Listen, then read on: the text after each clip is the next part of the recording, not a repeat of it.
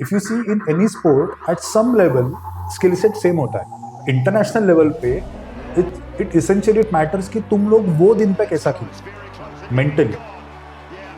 Mentally. Yes, to win that particular match today, मैं आज कैसे खेलूंगा और तेरे को कैसे नीचा करके खेलूंगा, that is very important.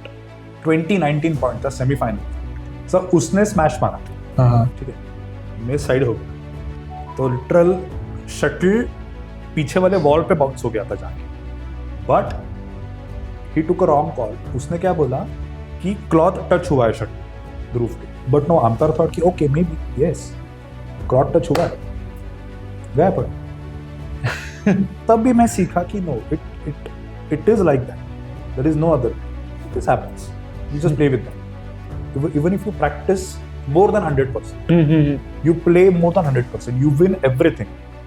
One physical injury can ruin everything. एक फिजिकल इंजरी हो जाएगा, पूरा आपका करियर फुल स्टॉप पे लगता है उसके। छोटा था राइट, हाँ जी, 95-96 तब मेरे पापा ने पहला पेंटियम 1 पीसी लिया था, तो वो टाइम पे I remember I was a small kid, so dad used to only give me the control of the mouse for 2 seconds, mouse हिलाओ दूर हो जाओ, because at that time computer was itself an expensive hardware, right? तुम लोग बच्चों को देगे नहीं खेलने के लिए। तब हमारे पास 2 गेम्स थे, one was called bats and second one was called chessball। अच्छा, ठीक है, तो वो खाली मैं 1-2 सेकंड के लिए खेलता था माउस पे, that's it। बट वो टाइम पे मेरे को लगता था कि अरे ठीक है, गेम खेलने में तो मजा आ रहा है, nothing like it, but there is something going on the back end of this which is making itself fun। तो जो बैकएंड का जो काम है, जो गेम बनाने का काम है, that might be more interesting than what you are playing right now. So वो टाइम पे मेरे दिमाग में कीड़ा आया था कि देखना है कि एग्जैक्टली होता कैसे। ड्रॉप लेंगे। Yes, so I had to drop out.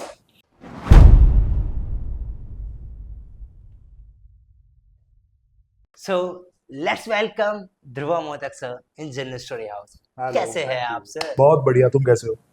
कैसा लग रहा हूँ? चंगा। मेरा पास मैं बिल्कुल ठीक हूँ। बैडमिंटन खेलना कब से स्टार्ट किया आपने? बैडमिंटन मैंने चालू किया था बैक इन 2005। 2005? ये तब मैं गली में खेलता था। अच्छा, वो गली क्रिकेट जैसा? गली क्रिकेट जैसा एक पेड़ रहता था, वो हमारा नेट रहता था। हाँ। उसके बाद माँ ने बोला कि यार बहुत टाइम पास कर रहे हो रास्ते पे, एटलीस्ट जाके सीख तो लो स्पोर्ट, तो फिर उससे कुछ अच्छा हो पाएगा। सीख लो स्पोर्ट मतलब क्या, एकेडमिक में जाके? आपका मन नहीं था क्या कभी सीखने का? सीखने का मन नहीं था, क्योंकि the whole point of playing that badminton on the road was कि दोस्तों के साथ खेलने को कुछ मिल रहा है। अच्छा, कॉलेज के आने के बाद मस्त खेलो? हाँ, मतलब वो टाइम पे तो स्कूल में था। अच्छा, स्कूल के बाद होमवर्क, क्लास, ट्यूशन वगैरह खत्म करके रास्ते पे आओ, क्रिकेट खेलो, फुटबॉल खेलो, बैडमिंटन खेलो, सब लोग वही रोड पे। अच्छा, तब से मैं बैडमिंटन खेलना चालू कर दिया? तब से चालू हो गया sport, at least to start with. आज के डेट में तो आप बैडमिंटन के कोच है, कैसे जर्नी तय की है बैडमिंटन के कोच तक खेलते हुए? ऑनेस्टली कभी कोच बनने का इरादा था नहीं मेरा। अच्छा, मैं तो प्रैक्टिस करता था नॉर्मली, टूर्नामेंट्स वगैरह सब खेलता था।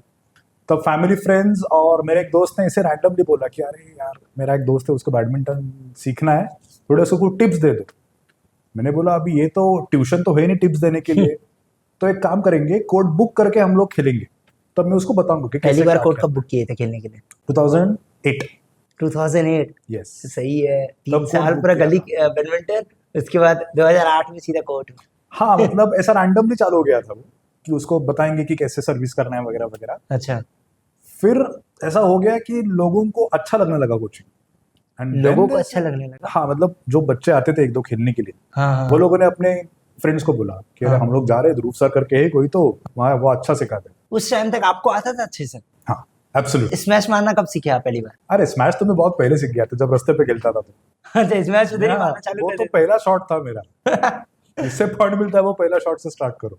अच्छा, मैं जनरली मुझे बैडमिंटन में बहुत इंटरेस्ट है। Okay. मैं भी खेलने गया था, मस्त हम बैडमिंटन कोर्ट बुक करके, हमारे सोसाइटी में बैडमिंटन कोर्ट है, मस्त हर दिन का टाइम फिक्स है, एवरी डे एक्सेप्ट मंडे, क्योंकि मंडे को बंद रहता था। ओके, हम लोग जाते थे 5 बजे, मस्त खेल खेल के 7 बजे तक आते थे। ओके, तो जेन्युइनली मुझे भी बहुत इंटरेस्ट है पसंद है। Okay, interesting. बताइए, तो एज अ कोच क्या सिखाते हैं आप लोगों को, मैं जानना चाहता हूँ। बेसिकली सी बैडमिंटन के 2 एस्पेक्ट्स रहते हैं। हाँ जी। One is the court practice, जहाँ पे you practice on the court. अच्छा, स्ट्रोक प्रैक्टिस, शैडो प्रैक्टिस, फिर गेम प्रैक्टिस कि गेम कैसे खेलना है, अपोनेंट का वीकनेस पकड़ के कैसे खेलना है, अपने स्ट्रॉन्ग पॉइंट्स कैसे यूज करना है वगैरह. That's one aspect. Second aspect is the fitness which you do outside the badminton court, जो ग्राउंड पे रहता है. अच्छा. It could be agility training, then strengthening, gym वगैरह वो सब. And the third and the last aspect is the mind game. See if you see in any sport at some level लोगों का स्किल सेट सेम होता है. For example, let's take example of Virat Kohli and Sachin Tendulkar. Sachin Tendulkar obviously far more right and Virat Kohli, ठीक है, for the time पे. But international level पे it essentially it matters कि तुम लोग वो दिन पे कैसा खेले मेंटली. मेंटली. यस, मेंटली क्या होता है, mental game is very crucial because essentially skill set तो सेम होता है. मैं भी 8 घंटा प्रैक्टिस करता हूँ, तू भी 8 घंटा प्रैक्टिस करता है. तू वेस्ट इंडीज से खेलता है, मैं इंडिया से खेलता हूँ. That's the only difference we have, right. Now to win that particular match today, मैं आज कैसे खेलूंगा और तेरे को कैसे नीचा करके खेलूंगा, that is very important. It could be like कि my attitude on the court कि अरे यार चल जीतूंगा आज मैं, ये खाली बोलना, that sentence is enough for the opponent. ये कॉन्फिडेंस देख के काफी कबार अपोनेंट का मॉरल डाउन हो जाता है. Even if is a very good player, तो वो जब कोर्ट पे आता है, he is at least thinking for a second कि अच्छा ये आज बहुत अच्छा खेलने वाला है, ऐसा मेरे को लग रहा है, क्योंकि इसका कॉन्फिडेंस बहुत है. हाँ, थोड़ा डर लगता है. कॉन्फिडेंस है. एंड डर लगने के बाद there are lot of unforced errors. Service net में जाता है, लॉट ऑफ आउट जाते हैं, बाहर जाते हैं, साइड्स में आउट जाते हैं. That's how it is. So basically her game के पीछे मेंटली प्रिपेयर भी होना सबसे ज्यादा जरूरी है. Absolutely. Physical is one and mental aspect is very crucial aspect. अच्छा, सही है सर. आपने मेंटली ये सब चीजें आपने कब सीखा वैसे? तो मैंने बहुत प्रैक्टिस किया था. हाँ जी. बट मेरे जो कोच थे, उन्होंने मेरे को एक्चुअल मेंटल एस्पेक्ट उसका सिखाया. फॉर एग्जाम्पल, आप भी कोचिंग लिए थे बैडमिंटन की? ऑब्वियसली. अच्छा, अगर 2005 मैं में. सीखूंगा नहीं तो मैं सिखाऊंगा कैसे? हाँ, मुझे लगा आप 2005 तक खुद से खेलते रहे. 2005 से सीखता था 2008. मैं. अच्छा. मेरे कोच भी थे जो पुणे में रहते, अच्छा. उन्होंने मेरे को बेसिकली ट्रेनिंग किया कि कैसे खेलना रहता है और मेंटली कैसे रहना पड़ता है गेम में while you are actually playing that particular match. मुझे बताइए ना जरा मेंटली कैसे रहना पड़ता है. See mentally is, I tell you one smallest example. Go ahead. हम लोग बोलते हैं कि लेट्स प्ले फेयर, ठीक है. Now in that particular match, opponent is not going to be fair with you. Let's have it return. उसको आज जीतने का है, वो कुछ भी करके आज जीतेगा. फेयर वगैरह सब बाद में देखेंगे अपन, ठीक है. Now if you try to play fair, ठीक है, लेट्स से कि एक आउट गया है. नाउ आपको पता है कि आउट है, अंपायर ने शायद देखा नहीं. अंपायर ने क्या किया, अपोनेंट को पूछा तेरे को क्या लग रहा है. अपोनेंट क्यों बोलेगा आउट गया? मेरा फायदा है. ना यू विल फील बैड कि अरे मैं तो सही से खेल रहा हूँ, मैं तो फेयर प्ले कर रहा हूँ, लेकिन वो फेयर प्ले नहीं कर रहा है. अब यहाँ पे आपका मॉरल डाउन होता है. So you have to be in that zone कि आज मेरे को कैसे भी करके जीतना है. If I have to bluff 2 or 3 points, that is okay, क्योंकि सामने वाला भी वही करने वाला है. Let's keep it very simple and straight. अच्छा, ऐसा होता है मतलब ऐसे एम्पायर किसी को भी पूछ ले. So the problem is कि अभी now it is quite sorted because right now you have all those cameras, right, for different decisions. But badminton में पहले था नहीं ऐसा, क्योंकि अंपायर जो चेयर पे बैठता है वहां से उसको 2 साइड्स ऑब्जर्व करने पड़ते हैं, left and right, right. It is very easy to miss one of those sides at that crucial point. Okay. लेकिन अभी तो कैमरास वगैरह है, so now it's very tight. So अभी तो ऑब्वियसली अंपायर नहीं पूछेगा क्या हो गया करके. But there is still that grey area जहां पे अपोनेंट कुछ भी करके पॉइंट लेने के लिए ट्राई करेगा. He might call it a foul, he might call it a service fault, anything. और काफी कबार तो even the chair umpire who is sitting on the net side, वो भी कभी कभार फॉल्ट देता है व्हाइल सर्विस. ठीक है. यू माइट से कि अरे मैंने तो बिलो द वेस्ट सर्विस किया है, बट फॉर हिम नो. तो फिर इसके लिए कैमरा चेक होगा. आपके साथ कभी ऐसा हुआ है? एक सबके साथ होता है. कोई सी क्रेजी स्टोरी बताइए मुझे. क्रेजी स्टोरी इज जब मैं इंटर स्कूल खेल रहा था एंड 2019 पॉइंट था, सेमीफाइनल था. 2019. So opponent was 20, I was 19. अब फाइनल पॉइंट कितना था? फाइनल पॉइंट 21 का मैच रहता. 21 का मैच रहता. सो उसने स्मैश मारा. हाँ. ठीक है. मैं साइड हो गया, तो लिटरल शटल पीछे वाले वॉल पे बाउंस हो गया था जाके. Okay. But he took a wrong call. उसने क्या बोला कि क्लॉथ टच हुआ है शटल ध्रुव के. नाउ हाँ अगर क्लॉट टच हुआ है तो शटल का स्पीड रिड्यूस होगा ऑब्वियसली, हाँ उतना बॉल तक तो नहीं जाएगा shuttle. Hmm but no, umpire thought कि okay may be yes clot touch हुआ है, गया पॉइंट। 21-19 हार गया मैं फोर्थ सेट। क्या it happens. बहुत So- रिग्रेट हुआ होगा। एग्रीगेट हुआ, फिर तब भी मैं सीखा कि no, it is like that, there is no other way. आप कोई भी इंडस्ट्री में जाओ, there is always plus and minuses, right? This happens, you just play with that. Sir मुझे ये बताइए, आपको इतने बैडमिंटन में इंटरेस्ट था, कोचिंग भी कर लिया, आप कहाँ तक खेले हैं रियल में? तो मैं स्टेट तक खेला था, State. लेकिन मैं स्टेट टीम में कभी बैठा नहीं था, तो क्योंकि मैं कभी स्टेट जीता नहीं था। कभी ऐसा नहीं लगा ये सब स्टेट विस्टेट, मतलब ऑफ कोर्स नेशनल प्लेयर बनना, फिर पीवी सिंधु आपको पता होगा, Correct. साइना नेहवाल आपको पता होगा, Correct. इनके जैसा बनना? करेक्ट। So it depends. मेरे लिए badminton was always a hobby. Hobby, it was always a hobby and passion. मेरे करियर के हिसाब से इसको कभी देखा नहीं, because I had very very practical thoughts in my mind कि at some point even if you practice more than 100%, you play more than 100%, you win everything, one physical injury can ruin everything।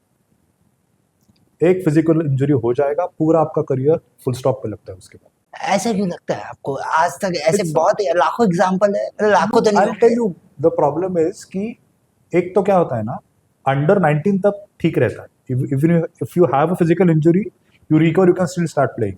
But जब आप लोग mains में खेलते हैं open category में, वहां पे it's a very tough competition, right? Now for example, if you get an injury, spine injury, back injury, ligament injury, shoulder injury, जो काफी कबार बैडमिंटन प्लेयर्स को होता है, उसके बाद 2 साल तो आपको पूरा बेड रेस्ट होता है, एटलीस्ट 1 साल तो पक्का, if it's a minor surgery या मेजर सर्जरी, डिपेंड्स। अभी 2 साल के बाद जब आप रिकवर होगे, you will not start playing at the same pace you will playing 2 years back. आप थोड़ा थोड़ा स्लो स्टार्ट करोगे, राइट? रिहैब वगैरह में जाके थोड़ा एक्सरसाइजेस करके 3 साल गए। नाउ ओपन कैटेगरी में अगर आपके 3 साल वेस्ट हो गए, आपका करियर नहीं हो सकता। तो आप बैडमिंटन कैरियर है चूज क्यों नहीं किए? उसका एक ही रीजन है कि बहुत रिस्की है। रिस्की नहीं है, it is just that there are physical factors और physical injuries that can hamper it, which you cannot control. इसके लिए even if you play more than 100%, these kind of things will always pull you down.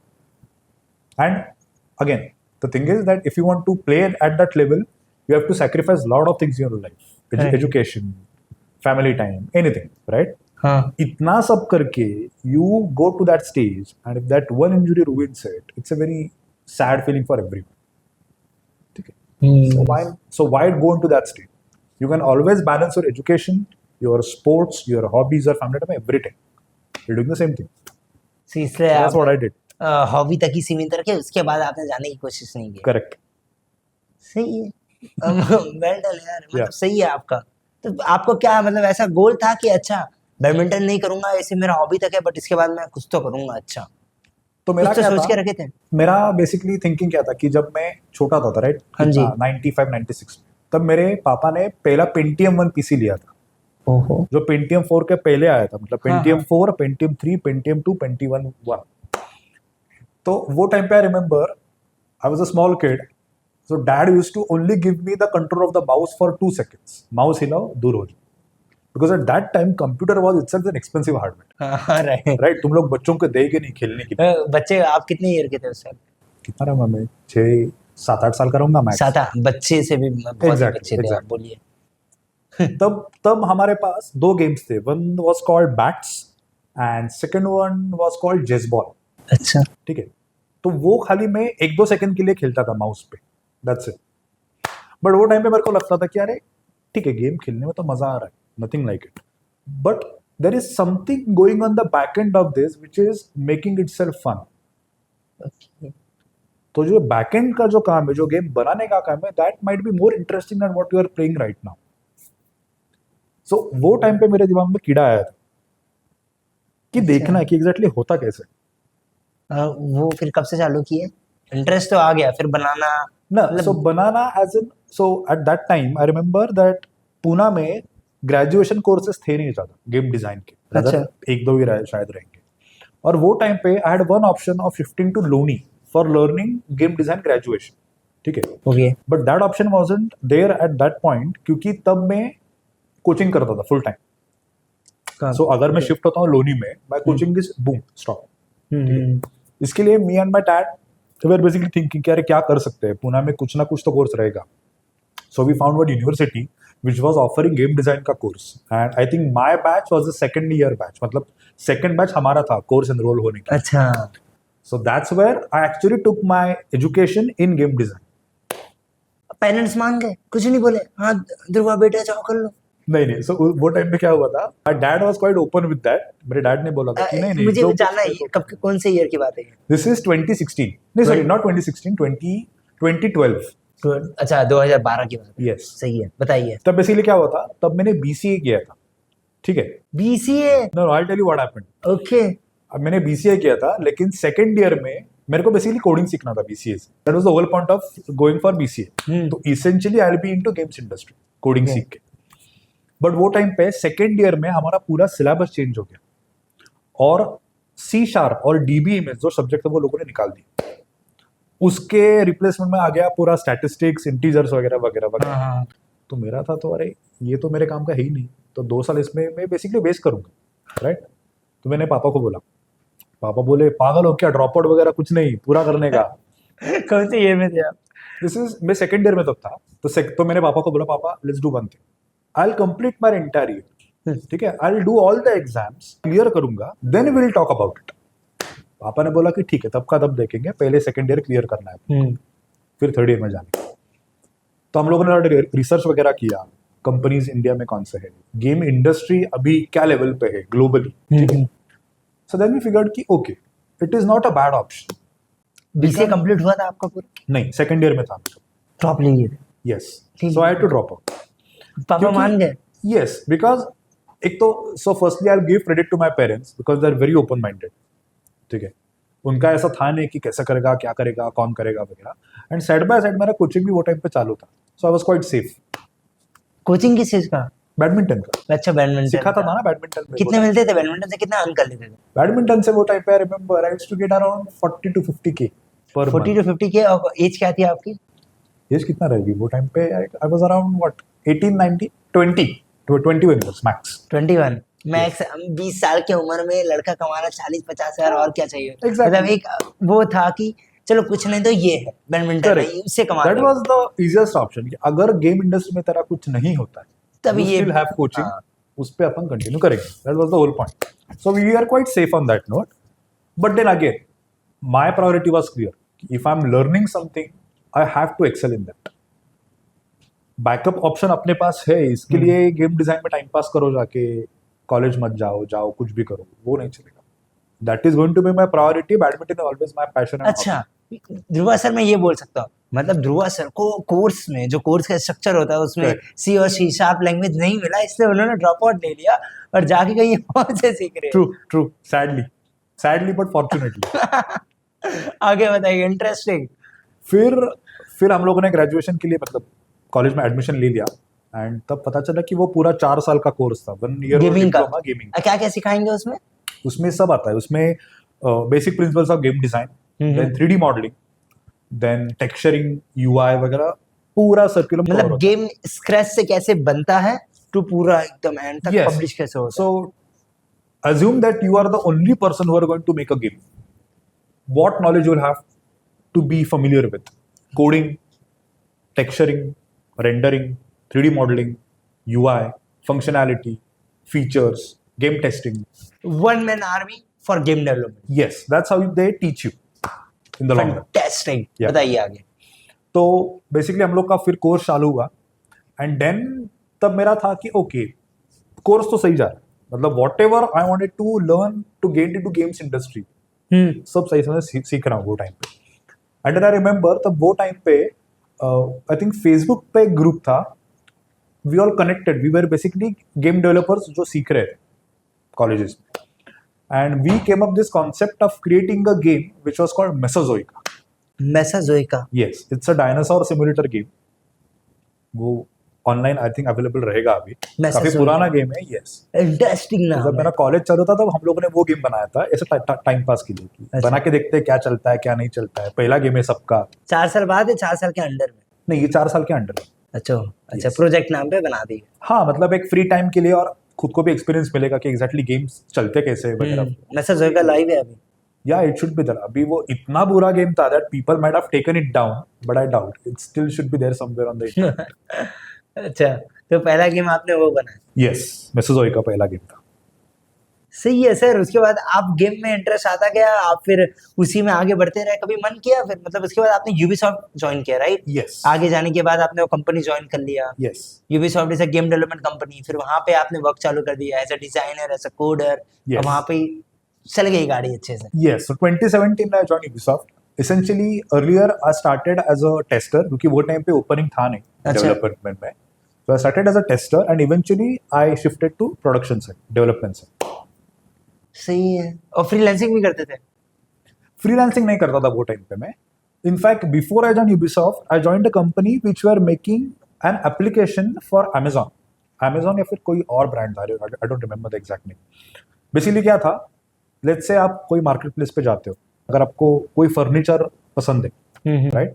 Usually what happens is you are not sure about the metrics of the furniture जब आप घर पे लेके आओगे, कि wall पे कैसे दिखेगा, कलर मैच होगा नहीं होगा फर्नीचर के साथ, या फिर कितना स्पेस वो एक्चुअल फर्नीचर ऑक्यूपाई करेगा मेरे रूम में। AR का कुछ बनाया था AR का क्या? बना रहे थे, exactly. So my task was creating just the 3D model which were very high poly of the entire furniture they had on the marketplace, sofa, chandelier, chairs and तो आप everything. क्या बनाए थे AR का? हाँ, तो मैं basically 3D modeling कर रहा था of those all assets which you see on the marketplace. So what you essentially do is you drag and drop the asset. आपका phone का camera on होता है. You can hold your camera near the wall where the furniture is going to essentially set. और आप drag and drop करके आपको metrics दिख जाता है कि ठीक है 3 मीटर हाइट बच रहा है, अच्छा दिख रहा है, बुरा दिख रहा है. You can change the color on the go. तो कलर भी आप चेक कर सकते हो कि ठीक है मेरा वॉल का ग्रीन कलर है पेंट, सो फर्नीचर का प्रॉब्ली कुड सही बी है। रेड, वैसे। मतलब उससे विजुअलाइज कर पाएंगे खरीदने से पहले। इससे Exactly. बेटर क्या सर्विस हो सकती है? अभी Exactly. एप्लीकेशन बनाए थे आप? I am not sure. तो मैंने बनाया था assets for couple of weeks, but then I join Ubisoft, so then I had to resign from that company, but it was fun, but that is not something I wanted to do in the long run. 3D modelling आता है but उसमें मेरे को आगे नहीं जाना था। I wanted to go into game design. ये गेम डिजाइन में, ई स्पोर्ट्स में फ्यूचर है? अभी आई थिंक फ्यूचर बहुत है, पहले इतना था नहीं, रादर इंडिया में पहले इतना था नहीं, व्हाट आई से ग्लोबली तो पहले से था, ग्लोबली तो पता था, अभी इतने इंडिया में बड़े-बड़े भी बहुत players। बढ़ रहा है। Even different companies are entering India, different companies are starting in India from scratch. Startups बहुत है जो इंडियंस के लिए गेम बना रहे हैं, या फिर एजुकेशन पर्पसेस के लिए गेम बना रहे हैं, या फिर इंडियन माइथोलॉजी पे गेम बना रहे हैं। So it's a big market, it's a booming market, और वो ग्रो होते जाएगा essentially, that's what I feel. आपने कब ज्वाइन किया था Ubisoft? 2017 सितंबर। 2017। अभी तक कोई कंपनी में? यस। अरे स्विच करिए, मैंने सुना स्विच करके पैसा वैसा बढ़ता है। No, honestly, I'll say I'm quite happy with Ubisoft. एक तो the work environment is very good. सब लोग बहुत सही है, हम लोग सब बैठ के अच्छे से आइडियाज ब्रेनस्टॉर्म करते हैं. And then basically the current thing which I'm doing in Ubisoft is always something I wanted to do. So I'm good with that. अच्छा, वही आपका इंटरेस्ट है तो मन नहीं करता होगा छोड़ के? Exactly. अच्छा, कौन से गेम बना ली Ubisoft ने? So essentially I started with the Crew 2 जो कार रेसिंग गेम था. Then I was shifted to Assassin's Creed Valhalla, I think 3-4 months, that's it. Then I was shifted to Assassin's Creed VR, the Nexus, the actual VR game. Assassins। Yes. उसके बाद I was shifted to Skull and Bones, which I am currently working on. ये game के इतने भयंकर नाम कैसे होते हैं? Assassins। अगर गेम का नाम भयंकर नहीं रहेगा तो गेम कोई खरीदेगा नहीं, right? The name has to be interesting. अच्छा, Assassins की वैल्यू कितनी है? मतलब as a buyer, INR, Indian As a rupees। buyer, so it depends. अगर आप लोग पुराने गेम्स देखोगे, right? हाँ। So they are quite cheap. अगर नए गेम्स देखोगे, I think they should be around Approx. 3K something. 3K। Yes. Assassins का खरीद लिए, फिर AR अलग से खरीदना पड़ता है to play that particular No, गेम? so Assassin's Creed का VR is a different version. Oh, ठीक है, it's not the same game you play on your PlayStation or Xbox. It's a different game altogether. उसका copy भी अलग है basically. So you have to buy your VR headset to play that game. And if you have your PC, Xbox or PlayStation, you can buy different titles for AC games. जैसे अभी Shadows release हुआ था, उसके बाद ओडिसी आया था, I think उसके पहले. वालहला था फिर. और लोग खरीदे गेम्स को Yes. खेलने के लिए. Yes. इंडिया में अभी अभी खरीदना चालू हो गया है basically. So earlier the entire market was always in the US and Canada and Europe. But now even Indians are involved involved and more, and they find games exciting and they have the hardware to play that game. If you remember back in the 90s, PC छोड़ के किसी के पास gaming console था नहीं dedicated. अरे gaming PC बहुत कम लोगों के पास था. गेमिंग, हाँ, मतलब गेमिंग पीसी था नहीं. जो पीसी था उस पे जो गेम चलते वो लोग खेलते थे. सही बोले. स्टैंड अलोन चलो गेमिंग के लिए लेके आओ हार्डवेयर, वैसा मेंटालिटी था नहीं अपने. But now that's shifted to more open minded and there are many Indian gamers, Indian streamers who have their all setups, fancy setups, and they stream all the games. अभी India evolve हो रहा है gaming industry में. Yes. Gaming में ज्यादा interest दिखाया जा रहा है बिकॉज वो एंटरटेन करता है लोगों को. Correct. Entertain करता है, and secondly, it's a stress buster, right. which is very crucial. And now I'll say gaming is not only related to entertainment; it is for medical purposes, for simulation, it's for educational purposes. So a lot of even gamification itself is a thing जहाँ पे different aspects of industries, right? Automotive, telecommunication, right? वहाँ पे वो लोग gamification introduce कर रहे हैं to make every day of the employee more fun and exciting. अब गेमिंग इंडस्ट्री में कैरियर बनाया जा सकता है. मतलब आपसे मैं पर्सपेक्टिव से जानना चाहता हूँ. अभी तो जा सकता है. That's I can tell you. इतना कॉन्फिडेंस कैसे आया ये बोलने में? ऐसा कोई डाटा बताइए क्यों आप इतना कॉन्फिडेंस से बोल रहे हैं? So firstly, the thing is कि games are basically not just entertainment industry, they're tech industry. ठीक है? You must have seen different kind of shows where they talk about GPUs, they talk about CPUs, they talk about displays and stuff, right? So all of these technicalities of the hardware or the upcoming evolving hardware is basically going to support those games. Oh, great. Okay. Let's say upcoming game है, right? अगर वो बहुत सही दिख रहा है graphics वगैरह, why? Because the graphics is supporting it, the GPU is supporting it, the PC is supporting it. So essentially, it's a mix and match of tech industry and entertainment industry. So जो लोग tech enthusiast है, right? उनके लिए तो it's a win-win situation कि game भी बनाने को मिलेगा and technical background तो है ही. वो तो सीखे ही है. Yes. एंड हम अभी जो हम लोग बात करते हैं एआई वगैरह की, गेम्स में तो पहले से एआई है. वो तो the player always fights against the AI, right? The player has to always win against the AI. It's always there. So now if you are trying to be in games industry, it's a very good time. Game में career बना के billionaire बना जा सकता है. Billionaire I am not sure, but you can still have a very good lifestyle. That is one thing. And secondly, let's say that if you earn ample of experience in the games industry, like 13, 14, 15 साल का, you can actually start your own game company. Game company. Yes, जो अभी India में हो रहा है. There are a lot of upcoming game companies in India itself that are founded by Indian people, and they are trying to build something great. मतलब basically gaming industry में career बनाया जा सकता है. Yes. एंड कुछ approx कितना per annum कुछ आपको अंदाजा है कितना अर्न किया जा सकता है? It depends upon different profiles of the games industry. क्योंकि I'll tell you, games industry में there are lot of profiles, right? It is for थोड़े एग्जांपल दीजिए कि मैं रिलेट कर पाऊँ. It is designing. अच्छा. One is programming. One is engine rendering वगैरह. Then fourth is UI UX. That's a very hot topic right now. Then there is AI. Then there is marketing in games. Then there is monetization in games. Economy in games. So there is this narrative and storyboarding in games. जहाँ पे हम लोग बॉलीवुड ने तो Hollywood के लिए जो story बनाते हैं, right? Scene by scene. Same done for the games. So a lot of different profiles. So your basically package depends upon the profile and what level of skill set you have. सही है sir. मतलब gaming industry भी आगे चलकर मुझे लग रहा है 30 तक बहुत ग्रो होने वाला है. Yes, for sure. Hoping so. और वन मोर थिंग, मैं बहुत क्यूरियस था ये जानने के लिए कि एक गेम कंपनी कैसे अर्न करती है. समझे चलिए एसेसिन्स गेम है, ठीक है? Let's take the example of assassins game. मैंने उसको बाय कर लिया 3000 रुपीज में एज अ स्टूडेंट, और मुझे गेम खेलना है. 3000 तो आप अर्न कर लिए, बट मुझे नहीं लगता as a developer cost, UI UX cost, जितना भी कंपनी का बेसिकली एक्सपेंस है वो कवर अप होगा.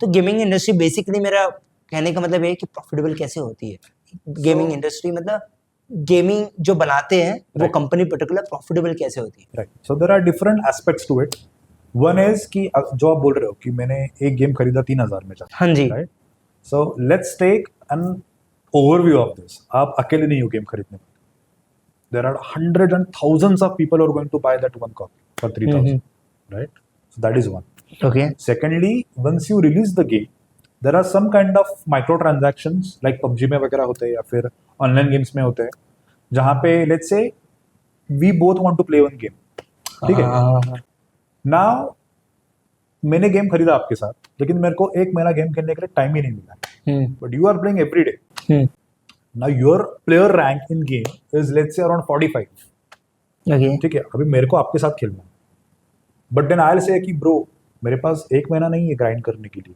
टू रीच योर रैंक ठीक है sir what I can do I can purchase in game boost that will boost my player rank so that we could be on same level to play that game ये भी होता है। Yes so now we have that comfort कि चलो तू और मैं अभी सेम लेवल पे अभी खेलते so that's how there are income transactions और there are DLCs as in there are content that releases in the game जैसे एक बार गेम रिलीज हो गया राइट 6 महीने बाद there is this expansions that are release कि उसी गेम के स्टोरी का एक्सपांशन रहता है एक्सटेंडेड वर्जन रहता है GTA 1 GTA 2 GTA 5 ऐसा? no so GTA 1 GTA 2 GTA 3 or any sequel is a different game altogether but what I'm talking about is the same game but has a different content attached to it जैसे for example GTA 1 का example ले लो right उसमें अगर कुछ नया character आने वाला है गेम उसका भी एक स्टोरी है so that's an expansion of the existing game हाँ so instead of creating a different sequel you play the same game but with an additional story to बस it. उससे अर्न क्या किया? उसे कैसे अर्न किया? so यहाँ पे तो लोगों ने गेम खरीदा ना वापस जाके अच्छा another so story. instead of you buying that game for 3,000 for the very first time and I not being interested but now जब आप मेरे को बोल रहे हो कि अरे ध्रुव उसमें वो मैंने गेम खरीदा था अभी उसमें एक और एक्सपांशन भी आ गया है एट द सेम प्राइस और लोअर प्राइस मैं भी जाके खरीदूंगा बड़े लोग सही है सर। और 3 तरीके के अलावा भी वही और तरीका है कमाने का गेमिंग इंडस्ट्री जो कमाती है। And then the third one is what I will say is कि पहले so at early stages in 90s वो टाइम पे पायरेसी बहुत थी हाँ बहुत एवरी ज्यादा game used to get hacked right torrent वगैरह पे आ जाते थे गेम्स राइट अभी that is relatively not that bad क्योंकि now we have consoles which are a little hard to crack and track. But sir मुझे लगता है मैं ये क्वेश्चन करने वाला था आपको सीधा एग्जांपल TuneTorrent आपको पता होगा Correct. वहां पे जाओ तो GTA 5 जो यहाँ पे 15,000 का मिल रहा है वो फ्री में मिल रहा है TuneTorrent पे Correct. ये तो मेरे लिए एज ए यूजर अच्छा होगा सच बोलूं तो but it's not legal seen the bad aspect of it आपको गेम तो ऑब्वियसली आपको फ्री मिलेगा मिल जाएगा लेकिन आपको गेम के अपडेट्स नहीं मिलेंगे आपको गेम के बग फिक्सेस नहीं मिलेंगे आप ऑनलाइन नहीं खेल सकते वो game because will be banned if you go online right that's the downside to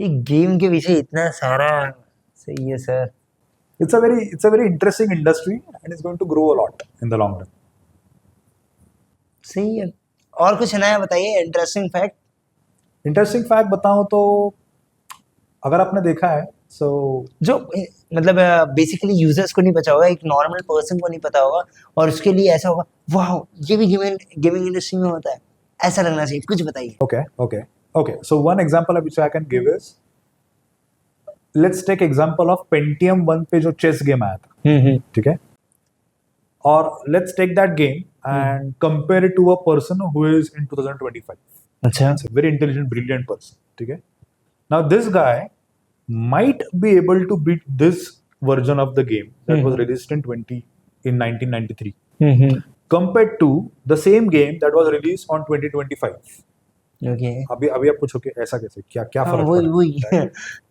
so what happens is any game has always a back end running process ठीक है अभी चेस में क्या होता है basically what the CPU which you play against does is he creates different permutation and combinations based upon your moves okay तो उसका move ready रहता है so he is unbeatable but now if you see वो time पे जब Pentium 1 था the computation power was less compared to what we have right now in 2025 computation power less which means less number of algorithms less number of permutation combinations, less number of cores that actually work on those combinations back end pay, right? So now this brilliant guy from 25 might be able to beat that game easily compared to the one which is trying in 25, because 25 may have powerful hardware, CPUs, Powerful GPUs, technology. more gigahertz, right?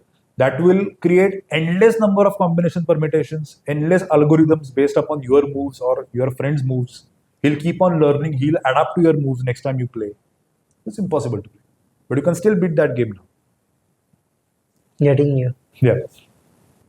Crazy है भाई मतलब of course technology मायने रखती है and जो हो रहा है हाँ, टेक्नोलॉजी मैटर करती है, and that's the whole point of technically being evolved, right? You have to be better than what you were earlier, but sir आपको एक चीज पता है ये सब एक अपनी जगह है राइट? द थिंग इज अगर आप फिजिकल स्पोर्ट्स के बारे में बातें करेंगे और ई स्पोर्ट्स के बारे में बातें करेंगे तो physical would be much better for our health and everything else as well for the same but at the same time esports में अरे बैठे रहो गेमिंग डाल खेलो मस्त मतलब आप समझ रहे हैं मैं कहना क्या चाहता हूँ आपको it's completely different field when it comes to the recognition and the fame itself True. बहुत डिफरेंस है ये सब चीजों में True. So I'll speak on behalf of myself in this. For Okay? sure, I there's have a seen- reason. I have seen both of the aspects of those industries. Gaming भी देखा है and then physical sport भी देखा है. Badminton भी देखा इसलिए मैंने Right. आपको एक क्वेश्चन पूछा Right. Badminton plus e sports So एक तो so the very first thing is if you play any physical sport, हाँ जी right? You mentally grow with that sport.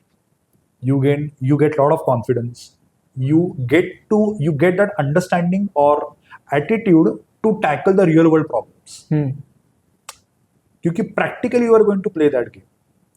For example अगर मैं सिंगल्स मैच खेल रहा हूँ बैडमिंटन में, right? I have to beat that opponent. I have to adapt physically and mentally to what he's playing right now. So that's an obstruction I have to clear. Right Right? Perfect. Now this obstruction is right now for me a sport obstruction. Next time it could be a financial obstruction. उसके बाद it could be a family obstruction. But I have that attitude developed now to play that physical sport. Okay. Keep calm. थोड़ा विचार करो. Then you can overpass it. With games, the thing is that you always play on a digital world. Right? Any online game, any Valorant, right, for example, or any game, it is always you versus the game and then the player. Okay, so the game is the middleman. दोनों को साथ में रखने के लिए, right? And then what I always feel is जो चीज physically demanding है, right? That itself grows you a lot. मैं अगर चेयर पे बैठा हूँ, मैंने 10 घंटा गेम खेला, I excel in that game. Fine, fair enough. That is a different skill. But when that same game is going to be mentally tiring and physically tiring, that takes you as a person to a different level altogether. Getting you Yeah. So इसके लिए I'll say that both are basically two sides of the same coin. अच्छा आपको कौन सा सबसे ज्यादा पसंद है कौन सा गेम अब ई स्पोर्ट्स अलग फिजिकल अलग आपको जो बोलना है बोलिए बैडमिंटन ज्यादा अच्छा लगता है वैलोरेंट ज्यादा अच्छा लगता है कुछ गेम बनाना जो एसेसिन्स गेम बनाए आपको वो खेलने में ज्यादा मजा आता है favourite game of all time of Dhruva so Favorite game of all time is Doom. Doom 93 करके एक गेम आया था. डूम Yes. नाम It's a interesting very है. old game. It's a first person game. अभी उसके बहुत वर्जन्स उसके बाद आए थे. हाँ But that's the OG game. You need to try it once. It's super fun. And वो टाइम पे it was like the GTA of games industry जब Doom आया था. क्योंकि वो टाइम पे ग्राफिक्स इतने थे नहीं बाकी गेम्स में. And that I think that was the only game, I might be wrong in this, that actually allowed the player to be moving vertically in the game.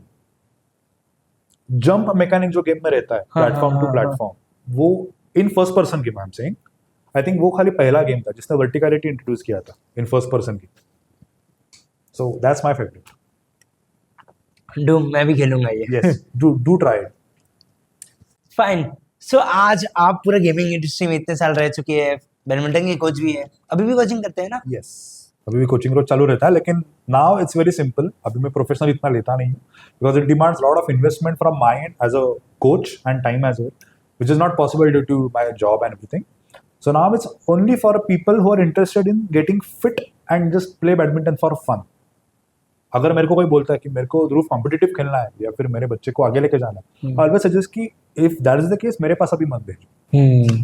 because I don't want to mislead you guys by giving false investment कि ठीक है सिखाऊंगा इसको मैंने मैं 24/7 नहीं है यहाँ yes पर, मतलब ऐसा पैशन है, बस कर रहे हैं, अच्छा लगता है, correct जोश। that's it people are happy and there are some players who obviously अभी state team वगैरह में है मेरे जो weekends पे मेरे साथ practice करते हैं सही है sir.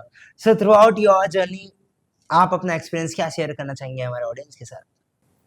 experience as in it's a very interesting and fun journey honestly क्योंकि there are two different things in my life, one is badminton and one is my games industry. Essentially everything is related to game itself, so that basically allowed me to grow as a person a lot firstly, and then secondly as my parents I'm grateful to them कि वो लोगों ने तब open mindset रखा था when I told them कि I want to do something in games industry क्योंकि जब मैंने बोला था तो इंडिया में कुछ था ही नहीं right? It was always on the 2012 abroad नाम side. भी नहीं था gaming industry. But my father was like कि नहीं ठीक है तेरे को करना है ना अच्छे से करना लेकिन and try to do it full fledgedly whole heartedly ups and downs रहेंगे उसमें but don't feel sad about it just go with that flow so that's the best thing I will say my parents give it to Thank you so much, Yes, sir. thank you. Thank you so much, Dhruva sir, for being with us on Journey Story podcast.